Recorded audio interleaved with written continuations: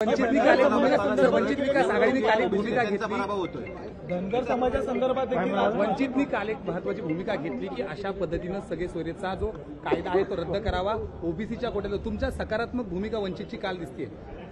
मी वंचित बहुजन आघाडीचे जे आहेत नेते आणि त्यांचा मनापासून मी आभार मानतो, कारण त्यांना हे आरक्षण कशासाठी आहे हे त्यांना कल्पना आहे। बरं, हे आरक्षण ते जात पडताळणी किंवा इतर जे काही प्रमाणपत्र देताना कुठली पद्धत वापरली पाहिजे या संदर्भामध्ये जवळजवळ 70 ते 80 पानाची एक पुस्तिका आहे, एक डॉक्युमेंट आहे की त्या अशा पद्धतीने इथे प्रोसिजर जी आहे ती पूर्ण केली की मग त्या ओबीसीचं म्हणा किंवा दलितांचं म्हणा किंवा आदिवासींचं सर्टिफिकेट मिळेल। आता ही जर पद्धत गेली 25 वर्ष सुरू आहे आणि हायकोर्टात सुप्रीम कोर्टामध्ये सिद्ध झालेली आहे, तर नवीन आणखीन पद्धत आणण्याची काही आवश्यकता नाही असं आमचं सुद्धा म्हणणं आहे। तेच म्हणणं आहे वंचित बहुजन आघाडीच्या नेत्यांनी मांडलेलं आहे। शिरसाटांचं म्हणणं आहे की संजय शिरसाटांचं मत आहे की वंचितला जर महाविकास आघाडी घेत नाही तर महाविकास घ्यायला हवं। राजकीय याच्यावर मी काय बोलणार नाही, ते आता ते बघतील काय। ते नेते आमचे महायुतीचे शीर्षस्थ नेते, महाविकास आघाडीचे शीर्षस्थ नेते, ते त्याच्यावर चर्चा। मराठा विरुद्ध ओबीसी वादामुळे महायुतीच्या नेत्यांचा पराभव होतो। ओबीसी विरुद्ध वादामुळे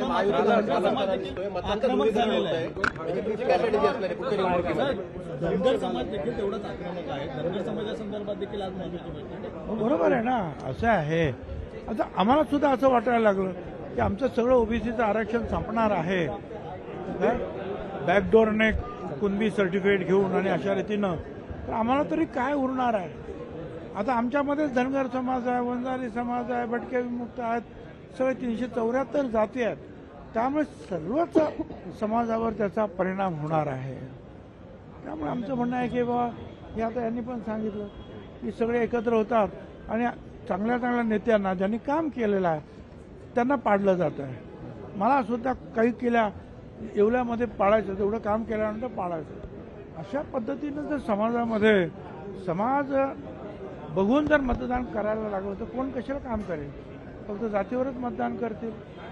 आणि मग मला असं मग आम्हाला म्हणायचं आहे की बा असं असेल तर ओबीसी समाजाचे लोक कधीच कुठेच निवडून येणार नाहीत। मग आम्हाला सुद्धा जे आहे दलित आदिवासींसारखं जे आहे विधानसभा आणि लोकसभेमध्ये आरक्षण द्या, जरी असं होणार असेल तर। ही आमची मागणी आहे। सर्वपक्षीय बैठक कधी होणार आहे सर? ते आता मुख्यमंत्री सांगतील।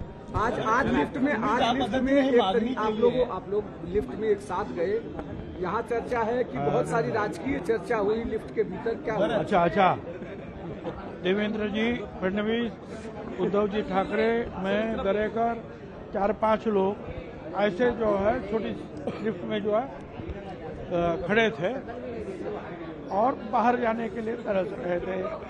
एक ही माला जाना था और कितना समय था कि वो चर्चा करें, बस राम सलाम तो यूं ही होता ही है।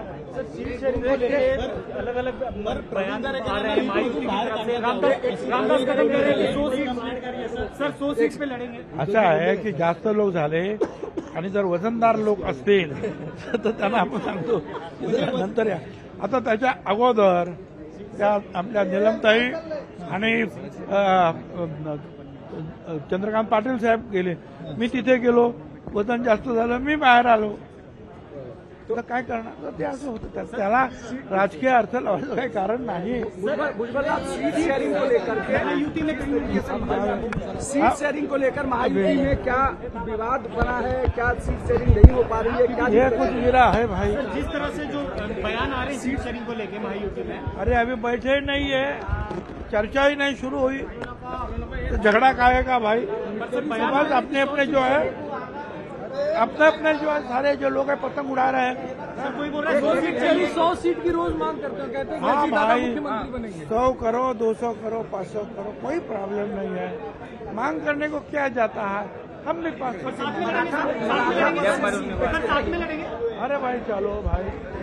साथ में लड़ेंगे, आपको साथ में लेंगे और लड़ेंगे। मराठा वर्सेस ओबीसी, आज ओबीसी का समाज प्रतिनिधि मंडल सीएम से मिला है, किस तरीके से देखते हैं और क्या कुछ मांग मिलेंगे ना? अभी ओबीसी में 374 जातियां हैं, तो सब लोग अपने अपने ढंग से मिल रहे हैं। कोई पार्टी के लोग हैं, कोई समाज के लोग हैं भाई। लोकशाही मराठी ऐका, पहा, जागरूक रहा।